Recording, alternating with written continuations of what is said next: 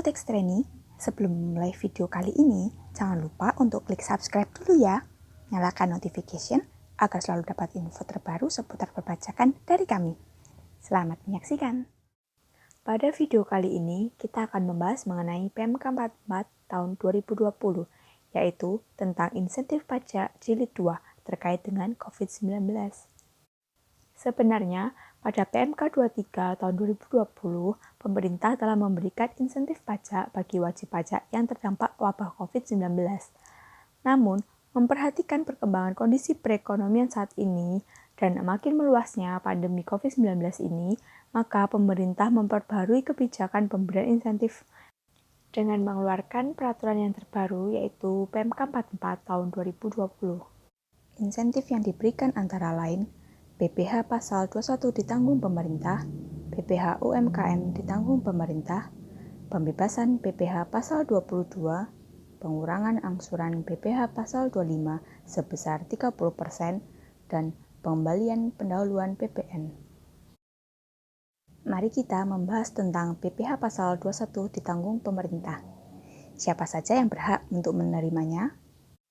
PPh pasal 21 yang ditanggung pemerintah berhak diterima oleh pegawai yang pertama, menerima penghasilan dari pemberi kerja yang termasuk wajib pajak dengan klasifikasi lapangan usaha tertentu.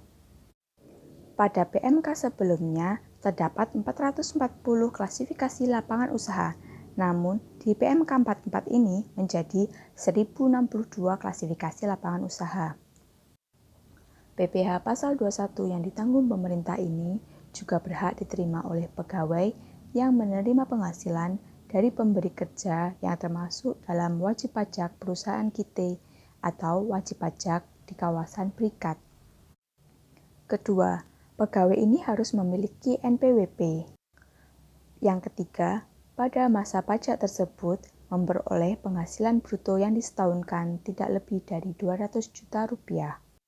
Untuk memanfaatkan insentif ini, pemberi kerja dapat menyampaikan pemberitahuan melalui website pajak.go.id. Apabila pemberi kerja yang telah menyampaikan pemberitahuan ini tidak memenuhi kriteria, maka Kepala KPP akan menerbitkan surat pemberitahuan tidak berhak memanfaatkan insentif pajak PPh pasal 21 yang ditanggung pemerintah. Jangka waktunya sejak masa pajak pemberitahuan ini disampaikan oleh pemberi kerja sampai dengan masa pajak September 2020. Setelah berhasil menyampaikan permohonan, maka pemberi kerja wajib menyampaikan laporan realisasi PPh pasal 21 yang ditanggung pemerintah paling lambat tanggal 20 bulan berikutnya setelah masa pajak berakhir. Selanjutnya, kita akan membahas mengenai PPh UMKM ditanggung pemerintah. Yang berhak menerima insentif ini adalah wajib pajak yang memiliki peredaran bruto tertentu dan dikenai PPh final berdasarkan PP 23 tahun 2018. Wajib pajak yang memenuhi kriteria dapat memanfaatkan insentif sepanjang memiliki surat keterangan sesuai format berdasarkan PMK dan menyampaikan laporan realisasi PPh final ditanggung pemerintah setiap masa pajak. Permohonan surat keterangan dapat diajukan wajib pajak melalui website pajak.go.id. Wajib pajak yang berhasil memanfaatkan insentif tidak perlu menyetor PPh final ke kas negara. Pemungut atau pemotong tidak perlu melakukan pemotongan atau pemungutan pada saat pembayaran. Namun, pastikan terlebih dahulu apakah surat keterangan sudah terkonfirmasi. Kemudian, pemotong dan pemungut dapat menyerahkan SSP atau e-billing kepada wajib pajak tersebut. Jangka waktu untuk pemanfaatan insentif ini dari masa pajak April 2020 sampai dengan masa pajak September 2020. Wajib pajak yang telah memanfaatkan insentif ini wajib membuat laporan realisasi PPh final yang ditanggung pemerintah setiap masa pajak, paling lambat tanggal 20 bulan berikutnya setelah masa pajak berakhir. Insentif yang ketiga adalah pembebasan PPh pasal 22. Yang berhak memanfaatkan insentif ini adalah wajib pajak dengan klasifikasi lapangan usaha tertentu, wajib pajak perusahaan KIT, atau wajib pajak di kawasan berikat. Semula yang hanya 102 klasifikasi lapangan usaha, kini menjadi 431 klasifikasi usaha di PMK kali ini. Prosedurnya masih sama, yaitu dengan menyampaikan surat permohonan SKP untuk memanfaatkan insentif melalui laman pajak.go.id.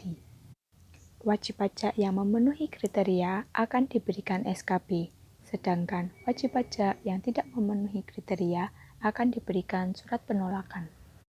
Jangka waktu pemanfaatannya sejak tanggal berlakunya SKP hingga 30 September 2020.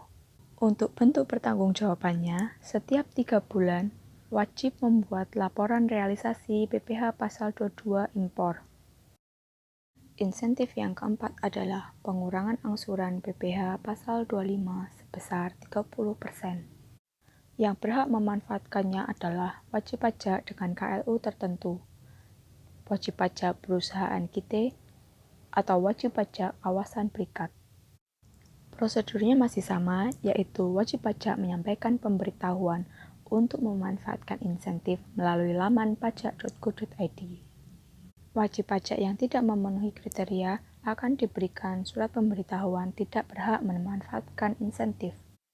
Insentif ini dapat dimanfaatkan sejak masa pajak pemberitahuan disampaikan sampai dengan masa pajak September 2020. Wajib pajak yang telah memanfaatkan insentif ini wajib membuat laporan realisasi pengurangan besarnya PPh pasal 25 setiap 3 bulan sekali. Insentif yang kelima adalah pengembalian pendahuluan PPN bagi PKP berisiko rendah dengan jumlah lebih bayar paling banyak 5 miliar rupiah.